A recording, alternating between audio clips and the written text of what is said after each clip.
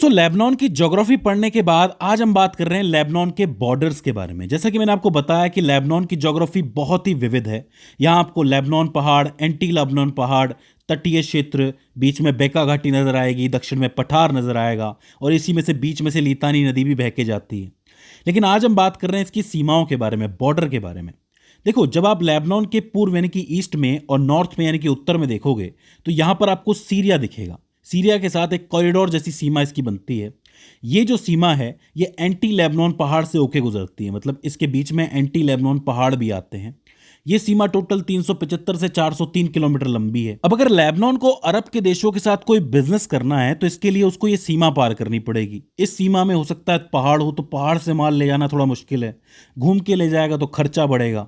फिर भी मान लो घूम के ले जाए तो ये पहुंचेगा सीरिया। सीरिया की राजधानी है दमिश्क। वहां से होके इसको अपना माल लेके जाना पड़ेगा, जो कि बहुत खतरनाक भी है और महंगा भी पड़ता है। ऐसे में लेबनान अपना सारा व्यापार अपने पोर्ट से करने की कोशिश करता है कि भाई समंदर के रास्ते ही कर लो। वो भी लंबा मार्ग है लेकिन करना पड़ता है। अच्छा, ये जो पहाड़ वाला बॉर्डर है इसके साथ बहुत सारी दिक्कतें हैं। पहला तो ये कि यहाँ से स्मगलिंग बहुत ज़्यादा होती है। कई चीज़ों की स्मगलिंग होती है, जैसे हथियार, ड्रग्स और भी सारी चीज़ें जिनकी तस्करी इजीली हो जाती है। तो यहाँ पर स्मगलर्स के अड्डे बने हुए हैं।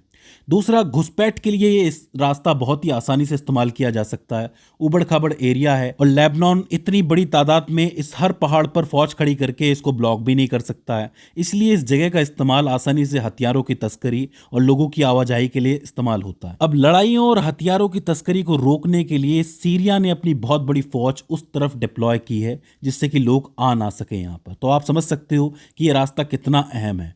पूरे अरब में उथल पुथल मच सकती है इस रास्ते की वजह से। फिर बात करते हैं दक्षिण के बॉर्डर के बारे में, जो और भी ज़्यादा खतरनाक है। वो है इजराइल के साथ ब्लू लाइन और बड़े विवाद।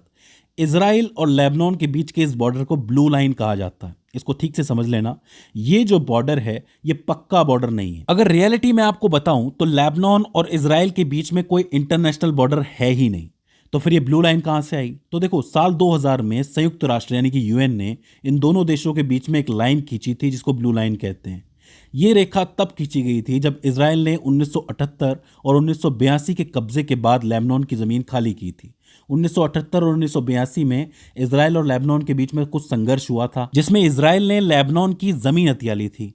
तो जब ये जमीन खाली करके वापस लेबनान को मिली, तब इनके बीच में एक रेखा खींची यूएन ने, जिसको ब्लू लाइन कहा जाता है। अब देखो, इस सीमा में ही दो ऐसे इलाके हैं जो बहुत ज्यादा विवादित हैं, जिसके चक्कर में हिजबुल्लाह और इजराइल के बीच में लड़ाइयां होती रहती हैं। पहला है शेबा फार्म्स और कफर शोबा हिल्स। ये जो है माउंट डोव की तलहटी में स्थित एक खाली पड़ा खेती का इलाका है।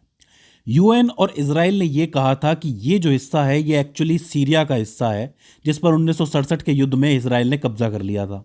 इसलिए ये हिस्सा सीरिया को तो दिया जा सकता है, लेकिन लेबनान को नहीं दिया जा सकता। तो लेबनान को तो हम नहीं देंगे। लेबनान का कहना यह है कि भाई ये ज़मीन हमारी है और इजराइल ने इस पर अवैध कब्जा किया हुआ है। सीरिया ने साल 2000 में आकर के लेबनान की इस बात का समर्थन किया कि नहीं, ये हमारा हिस्सा नहीं है, लेबनान का ही हिस्सा है। और साल 2001 में यूएन के पूर्व महासचिव कोफी अन्नान ने भी इसका इशारा किया था कि ये ज़मीन लेबनान को मिल सकती है और इसी वजह से इजराइल को पीछे हटना पड़ेगा। अगर आप हिजबुल्लाह का एंगल भी देखोगे तो इसी विवादित जमीन के लिए हिजबुल्लाह इजराइल के साथ हथियारबंद संघर्ष करता रहता है। दूसरा जो विवादित क्षेत्र है वो है गज्जर गांव, गज्जर विलेज। ये जो गांव है ये लेबनान, सीरिया और इजराइल के ट्राई पॉइंट पर मौजूद है। ब्लू लाइन ने इस गांव को बीच से दो हिस्सों में बांट दिया है।